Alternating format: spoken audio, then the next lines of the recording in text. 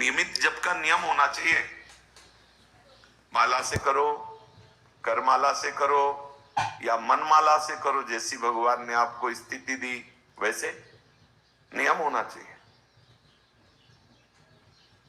1 घंटा, 2 घंटा, 3 घंटा, 24 घंटे में कितना समय आप जप में देते? केवल जप, तदाकार जप, मंत्राकार जप देना चाहिए। इसमें सिद्धि मत दिखाना कि वो हमारा चलता रहता है। जो कहें उसे ध्यान पूर्वक अपने आचरण में उतारी। ऐसा महापुरुषों को, गुरुजनों को देखा है, भगवत कृपा से आचरण में उतारने की चेष्टा की है। 24 घंटे में कुछ समय आपका नियमित जप के लिए, केवल जप के लिए, केवल, दूसरा कुछ चिंतन नहीं, अक्षर मात्रा सहित आपका जप हो। गृहस्थ हो 10 मिनट, 20 मिनट, 30 मिनट, कुछ समय निकाल। विरक्त हो घंटों में निकालिए, मिनटों में नहीं। 24 घंटे आपके केवल भजन के लिए हैं, जिसमें से कुछ घंटे आपके ऐसे होने चाहिए जो आप चैतन्य होके, ऐसा नहीं कि कंबल ओढ़ लिए और कब घंटा की सुई निकल गई हमें पता ही नहीं चला, मंत्र चला कि लार टपकी कुछ पता नहीं चला। ऐसा जप नहीं हम कह रहे। चैतन्य, सावधान, जिसको नींद आने की संभावना हो आंख मूंद के भजन न करे। ये आंख मूंद के भजन उनका होता है जो निद्रा विजयी होते हैं। आंख मूंदी मंत्राकार वृत्ति, आंख मूंदी ढीले हो गए, लार लार ऐसे नहीं, आंख मूंद के नहीं, आंख खोल के भजन करो। अगर फिर भी आपको परेशानी होती है तो ठंडा जल रख लो कमंडल में, थोड़ी थोड़ी देर में ऐसे अपने नींद से लड़ना होगा। कुछ समय आपका जप का होना चाहिए। आप नियमित संख्या में, नियमित समय में आप जप का अनुष्ठान कीजिए। सब आपकी दिनचर्या में जप होना चाहिए।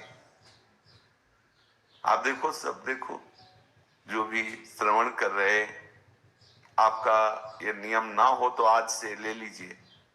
कुछ समय सच्चाई से, चैतन्यता पूर्वक मंत्र को समय दीजिए, अवश्य दीजिए।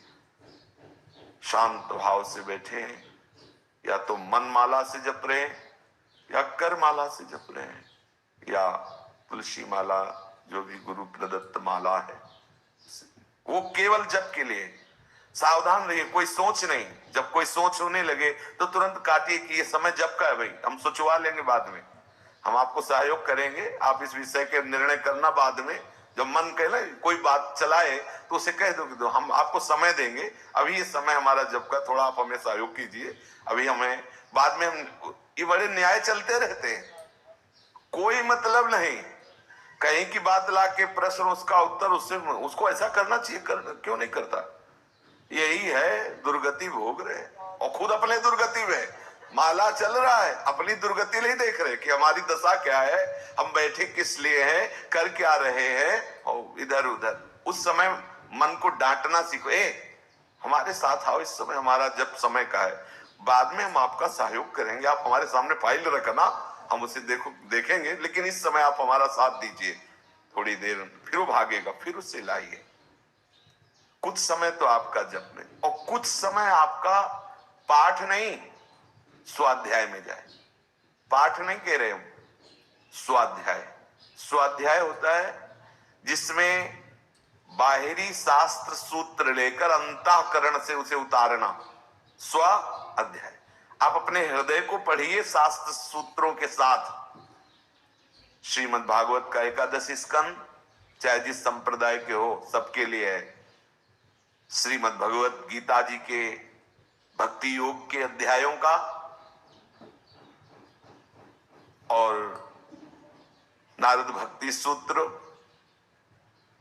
आस्तिकता की आधारशिलाएं, पूज्य राधा बाबा, साधक में साधुता, पंडित गया प्रसाद जी महाराज, बड़े बड़े जो महापुरुषों के वचन, इनका स्वाध्याय के, संप्रदायवाद छोड़ करके। किस संप्रदाय के हैं? सिद्धांत में संप्रदाय नहीं होता, रस में होता है। हम स्वाद लेने के लिए सहचरी भाव में हैं, लेकिन सिद्धांत तो वैदिक ही रहेगा, इसके अलग नहीं होगा। चाहे जिस संप्रदाय में हो, सिद्धांत वही रहता है। जितेंद्रियता तो सब संप्रदाय में, एकाग्रता तो सब संप्रदाय में, पवित्रता तो सब संप्रदाय में। कैसे मन को प्रभु में लगाना, ये सिद्धांत, इसे कहते स्वाध्याय। स्वाध्याय सूत्र, उसमें अध्याय पूरा नहीं करना है, एक सूत्र पढ़ा ऐसे से ऐसा, अब उसको रोको और अंदर पढ़ो हृदय में कि इस सूत्र से तुम्हारे हृदय में कितना अंतराय है। अंदर पढ़ा, क्योंकि आप अपने रजिस्टर को, हृदय के रजिस्टर को आप ही पढ़ सकते हो। देखा है सिद्धांत में तुम है ही नहीं, अंदर जलो उस समय। क्यों नहीं सिद्धांत में है? ये बात हमारे हृदय में क्यों नहीं आ रही? डायरी पेन साथ रखो, इस श्लोक के इस सिद्धांत में ये हृदय गलत है, अभी पूरा नहीं हुआ, नोट करो। पूरा आधा घंटा का स्वाध्याय आप अपनी डायरी में लिखो कि याम कम है, हमारे अंदर ये बात नहीं पाई जा रही, ये सुधार नहीं है। ये हुआ आपका स्वाध्याय। और क्रमशः बहुत काल तक ये स्वाध्याय चलता रहे, नित्य। आधा घंटा से ज्यादा स्वाध्याय नहीं, 30 मिनट का स्वाध्याय, लेकिन जैसा हम कह रहे हैं वैसा स्वाध्याय।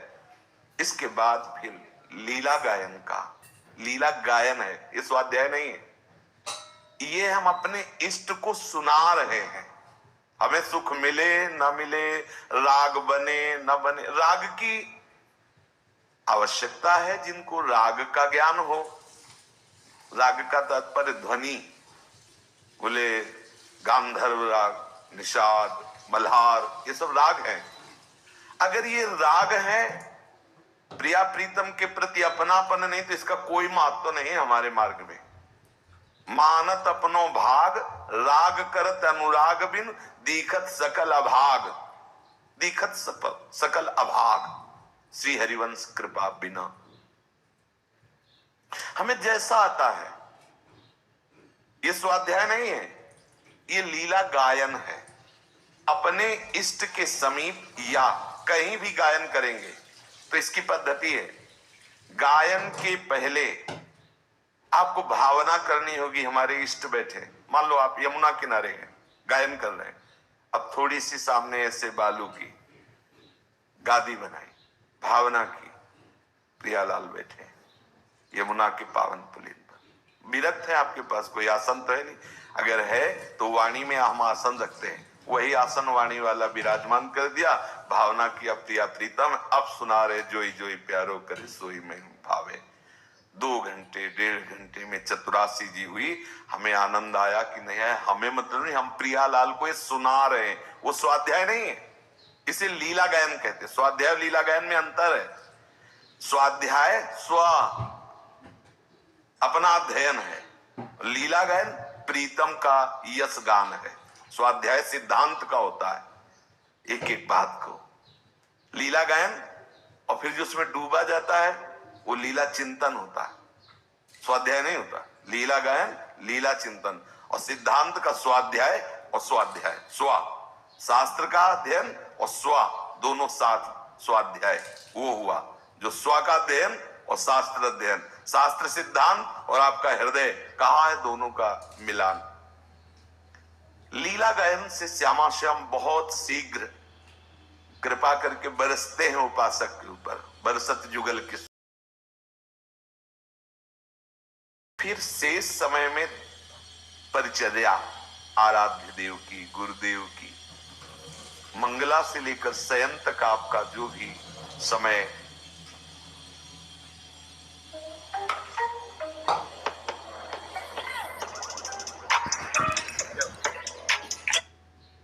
यदि आप गृहस्थी में हैं तो आप अपने अनुकूल देख लीजिए। अगर विरक्त है तो सत्संग, स्वाध्याय, मंत्र जप, नाम जप आदि के जो नियम हैं उनके अलावा जो आपका समय सब सेवा में जाना चाहिए। हमारे पास समय कहाँ है? आप जिस कुटिया में, वो महल है श्री जी का, छोटी सी कुटिया है मानो, वो महल है, आप उसमें सोहनी लगा रहे हैं। पहले फूल सोहनी लगाई, फूल झाड़ी, फिर पोछा लगाया, श्री जी के पात्र मार्जन किए, सुंदर सुंदर अनुकूल जल रखा, स्नान करा रहे, जब चंदन के साथ चंदन लगा रहे, पुष्प जैसा जो भी श्रृंगार कर रहे हैं, श्रृंगार जो कुछ नहीं है तो 4 मिश्री के दाने, थोड़े थोड़े 4 किशमिश के दाने, 56 भोग लग रहा है हमारा। बाबा जी हमारे पास कुछ, और ये इतना सबके पास हो सकता है, ना हो तो ले लेना, मिल जाएगा। 4 किशमिश के दाने, 4, हमारे पास तो किशमिश के दाने भी नहीं थे, मिश्री थी, गोस्वामी जी जाते थे, पूछ लेना। मिश्री का इतना टुकड़ा, और उसी में भावना कर रहे, भोग लगा। समय कहाँ है? जब आपका चित्त जुड़ेगा ना, महाराज भी बैठे, उनसे पूछ लेना। बाहर से आते थे, कहते बाबा भीतर हो, बाहर से ताला लगा हुआ है, भीतर हो, हमें लग रहा है कि भीतर हो आप। अरे निकलो बाबा, निकलो, अंदर हो, हमें पता है। तो निकलते, ताला बाहर से लगा है, कैसे जाल गए आप? बोले लग रहा था कुछ अंदर की आप अंदर ही है, बाहर से ताला लगवा के अंदर। बोले कि फुर्सत कहाँ है, देखने का समय कहाँ है? आपको विषय चिंतन से बचना होगा, विषय दर्शन से बचना होगा, विषय क्रिया से। अगर क्रिया हुई, क्रीड़ा हुई, तो आप कैसे भगवत स्वरूप में स्थित हो? भगवत स्वरूप में बिना स्थित हुए भगवत रस मिलता नहीं। जब तक किशोरी स्वरूप में नहीं होगे तब तक किशोरी का रस नहीं मिलेगा। जो किशोरी की दास्ता, किशोरी महात्मानम किमि सुकुमारी नुकले, मैं किशोरी स्वरूप को प्राप्त हूं तब किशोरी जी की सेवा में। अभी तो जीवत्व में हो, जीवत्व से ऊपर उठिए। जीवत्व शरीर का सुख, शरीर संबंधी भोगों का सुख, शरीर संबंधी सुहृदों का सुख, यही तो दूरादपास्य स्वजनान सुखमर्थ कोटिम सर्वेषु साधन वरेश चिरम निराशा, यही जीवत्व को दूर करने के लिए तो बात कह रहे आचार्य चरण। भगवत रस में स्थित होने के लिए भगवत स्वरूप में स्थित होना होगा, क्योंकि भगवत रस भगवत स्वरूप होकर के ही पाया जा सकता है, अन्यथा नहीं। अब आपके पास समय कैसे बचा विषय चिंतन का? सेवा नहीं है क्या? सेवा है तो आप सेवा में रुचि नहीं रख रहे क्या? फिर काहे में? फिर तो शरीर सुख में लग जाएंगे, शरीर सेवा में। भाई सावधान होइए।